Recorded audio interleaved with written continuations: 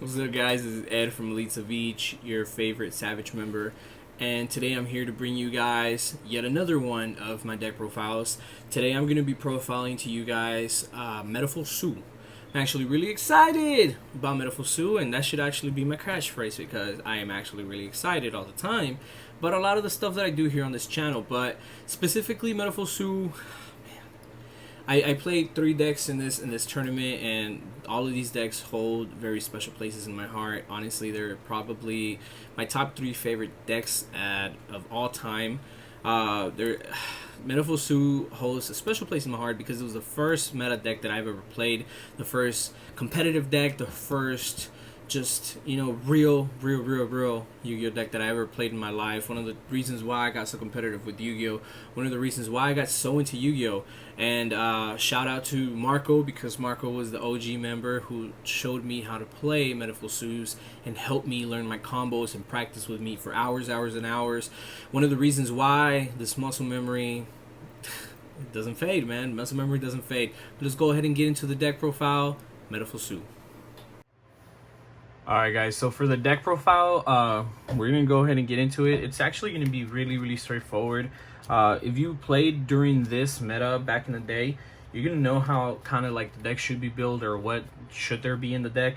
But I did make a couple of small arrangements to the deck. I didn't keep it just to how it was actually played back in the day. I cut a couple of cards out in the deck, and I'll get to those cards whenever we come around those. I'll let you guys know exactly what I cut. But this is the ratio of all the Metalfoe monsters that you got to play in the deck. I think this is more than mandatory. I don't play 3 of the Bismugear because I just don't think the Bismugear is that good.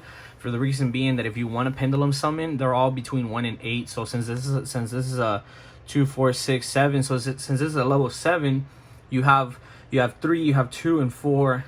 And all of these can be pendulum summoned from the extra deck, except for Bismugear. So for that reason, I don't think that Bismugear is such a good card. I have played this deck and continued building upon it, within the whole band online. And it gets a lot more fun once you add a couple of other cards to it. Like on my online version, I do play like Astrograph and whatnot. I think Astrograph is really good. Because of its link rating, I'm sorry, his pendulum rating. I think he's also a 1, if I'm not mistaken. So it helps me a lot to pendulum summon even faster, and then Astrograph's effect or whatever. But for this tournament, that's all I played. In this deck, I specifically played 3 Raptor. I played 3 Whiptail. This is my favorite Zodiac monster, and then I also played the 3 Thoroughblade, and I played. Ooh, sorry about the camera shake. And I also played 2 Ram-Rams. I'm not a huge fan of the Ram-Ram in this deck because I'm playing the deck before Chalk and 9. So before Chalk and 9, you really don't play a lot of Ram-Ram because you mostly want to take off with your Raptor since you do have the ability to play 3 of them, right? But I think the Whiptail is the best monster just from the effect that you're able to activate, which is going to be to special summon it from hand. I played 3 Bob-a-Boon because Bob-a-Boon helps you really clean your hand. I was really sitting down and thinking today, why do people not play Bob-a-Boon? And it's because the effect could be kind of slow, especially if you're not playing if you're not playing an effect deck, a deck that basically destroys it or helps you destroy it, right? So besides that, it wouldn't be such a good card, right? Like I play True Draco, and if you normal summon this, it'll help you clean your hand, but at the end of the day, you're gonna have to waste the normal summon, which could have been a tribute summon, right?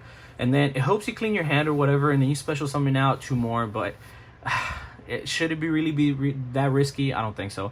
I play the Prankatop and the Takatomborg, Terratop and Takatomborg combo. This is great. If I ever open up with one of these and one of these, it's amazing because you just special summon it and then add effects, special summon, and then normal summon, add draw a card, and you fix it, whatever, right? And it's just so stupid. It's so busted. It's so broken. This is a great combo, and I will show you guys something in the extra deck that I play instead of having to just go for the MX Saver and MX Saver combo to get into your Zodiacs, right? This is for Black Sheep. This is for your summoning. There's that spell card called Fusion Substitute, and it's really good. It's gonna help you get into your Norden, right? So this is a great combo right here, and then yet another great combo here. Let's go ahead and continue. This is the 3 barrages that you got to play in the deck. You got to play a misprint one, because if you don't play the misprint one, you're not going to get any of them.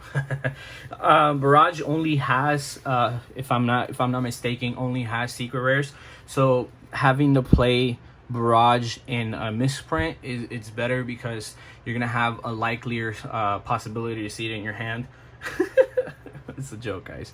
Fire formation tanky. This is only like a 40 something card deck. It's not really that much of that many cards I'll count after, but you know, fire formation tanky at 3 to be able to add. Most of the time I add whiptail to my hand, because if I'm able to anywhere get into this card or into MX Saber and special summon my Zodiac monster, I'm a half full combo. But if I get one of these, I'm gonna add Whiptail, so then like that I can attack into one of my opponent's monsters if anything, and then Whiptail and then banish that opponent's monster, right? Those are the spell cards. After that, you got to play the Metalfoe fusion, and then you got to play the full Metalfoe fusion if you want to fusion summon, and if you want to fusion summon. This is for your opponent's turn, and this is your turn. I don't really do a lot of fusion summoning in this deck, even though I do play 3 fusion summon monsters. But the reason why is that I think that all the other stuff that I have already in the deck will help you control the board and win the game. You got to play the 2 fusion subs. I play 2 fusion subs because in case I already open this in my hand, I don't have to go through the combo of getting Bull to add Black Sheep and then Black Sheep to ditch to add fusion sub. I don't have to do that. I can just go ahead and fusion sub and then go Broad Bull to add Whiptail if anything, right? Continue. I played 2 Metalfoe counters. This is a great card. If you pop another card on the field, you can go ahead and chain this card and then special summon a Metalfoe monster from your deck. It doesn't even matter which one, so you're able to special summon this big bad boy out, and it's just such a good card. Let me go ahead and count these. 1, 2,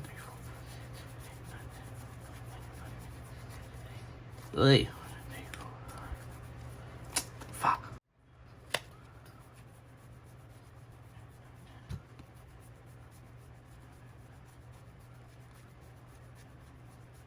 That's 30.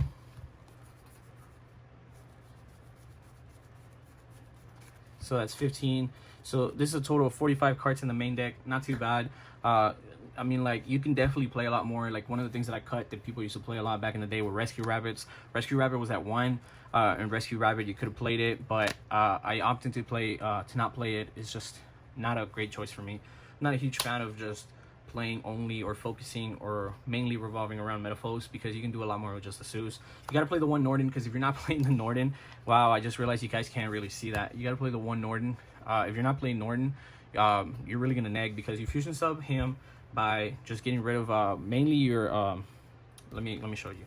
So one of the things that I do to make my combos is that whenever I get 1 Raptor on the field, I go Barbo, detach, special another rat, and then overlay, detach, and then search Whiptail and or Black Sheep, right? Now you have these 2, then you go fusion sub, you get rid of both of these, you bring out Norden, and now you're chilling, right? So that's what your full combo would look like for this specific way, right? But Norden's such a good card. Let's go ahead and continue. You play the 1 Hammer Kong. I hate that you guys can't see my Hammer Kong. There you go. So you play the 1 Hammer Kong, you play the 1 Barbo, and then you got to play 2 Tigers. This is pre-Chakanine, so 2 Tigers. I think Chakanine is a really good card, but I specifically wanted to not play Chakanine because I wanted to have the ability to play all the rats that I can. So playing 3 rats really helps this deck. I'm only playing 2 Broad Bull. For the reason being that I just kind of wanted to fit a lot more shit in the extra deck. You could play 3, but back in the day we only played 2 anyway. And then True Dryden. So Dryden is at 1 now, and Broad Bull is still at 0. But this deck itself, without Broad Bull, to me, it's not really that great to play. Like, it's still a fun deck, but it's just, if you're not playing Broad Bull, why the fuck are you even playing this deck anyway, right? That's just my personal opinion. So I'd rather not play this deck till Broad Bull comes back, and if Broad Bull doesn't come back, then I'm completely fine with just having this deck sit in my binder. Like, as sad as that might seem, that's just where I stand. You gotta go with the guy who does piercing, and then the one that bounces a card to the field. That's how I know. I've never fucking pronounced that name in my life. I have done this before. Mithrilium. Yeah, Mithrilium. There you go. Mithrilium and Orocalc. There you go. Cool. Great monsters. This returns 2, and it could be like maybe your quick play fusion card in case you have that in your graveyard, and then one of your trap cards, right? You just return them back to the deck, bounce a card on the field. Not too bad. It's actually really good. After that, for the level 3s, I do play a couple of monsters for the level 3s. I play Totem Bird. A lot of people don't play Totem Bird, and I also play MX Saber. A lot of people don't know about Totem Bird because it's a really good card. It's actually kind of like a counter. It's not a spell speed foil. That's not what I'm trying to say, but it's kind of like a counter, right? So your opponent activates a spell or trap card, and back in this day, them activating a spell or trap card and you negating it was super stupid busted. So if you were doing that in Master World 3, you were kind of plussing, you were kind of winning, right? So in a situation where you opened up just such a busted hand, I'm gonna show you guys. Like I said earlier, if you open up something busted like this, right, you're gonna have the ability to go special effects, special. Now you have Totem Bird here, and then normal, fix your hand, and you're gonna pop it. You're gonna get 2 more out on the field. You fix your hand yet again, and at the end of the day, this is what your hand is looking like. Like legitimately, you're gonna have this and this on the field, and this to negate a spell or trap your opponent activates. I'm sorry, I didn't know you guys couldn't see that, but Totem Bird to negate a spell or trap your opponent activates, and then this to detach the special summon one from your deck. That's super busted. It's actually really good. I used to have a copy. I actually don't know what happened to my original Totem Bird copy, but everything else is like some of what I used to play, as in like my original cards from back in the day. I kind of like just grabbed my stuff and just threw it in the binder, and I said, hey, you know what? Nobody's gonna touch this stuff out of my binder in forever. So that's kind of what I did, and so I had the deck ready as soon as we came up with the tournament concept. It was something that I was able to do, and then I played 2 Daigusto Emerald because I am a disgusting player and I don't have really good resource management. Back in the day, I did used to play 2, so I used to have the 2 OG gold ones, and whenever Daigusto came back, it was like a $25 card, and my friend Joe, shout out to you, Joe, I hate you for this, but he really begged me to trade him one of these, so I gave him one, and I mean, like, it went down in value, but I gave him one, and now I got reprinted, and I got this ugly-ass freaking Ultra. I wish I had both my gold ones back. I have my OG gold and an ugly freaking Ultra one, but it's not that deep. But, yeah, guys, so this was the deck. Let me know what you guys think. I know that my sleeves are a little hard for you guys to see, but, you know, this is just, you know, something that I enjoy to do, just double sleeving my deck. Because it just helps you protect your card. So if you aren't double sleeving your deck, really consider it. You gotta have Dragon Shield at the bottom. So let me show you guys. If you aren't playing Dragon Shields in your main deck, you at least have to have them in your extra deck just to protect your cards. Dragon Shields are the best sleeves out in the market. If you guys haven't played Dragon Shield sleeves, you might want to give them a shot. I know they're a little bit more expensive than the common ones, than the common sleeves to get, like Player's Choice and whatnot. But these are definitely better, and they're gonna help you maintain just better, and just 100% your cards are gonna have a longer lifespan. You know, I am a strong believer in having your cards having a longer lifespan. You know, a lot of people don't really think that it's true, but yeah, if you play Dragon Shields, your cards are gonna last longer. They're not gonna get scratched, they're not gonna get bent. I've had like other player choices sleeves that, you know, just bend my cards, and that's super fucking shit, and I hate that. But I just wanted to give you guys a better option. Dragon Shields are the best sleeves out in the market. Don't forget to get your own. This is my favorite color here. I always like playing jet, but I am also a person who plays gold. I play red. I play the red ones. I play the I play just many different colors, but these are my favorite sleeves. So guys, give them a chance, give them a try if you haven't done it. Best sleeves out in the market. Guys, this was Ed from Leeds of Each. Have a wonderful night, guys. Take care.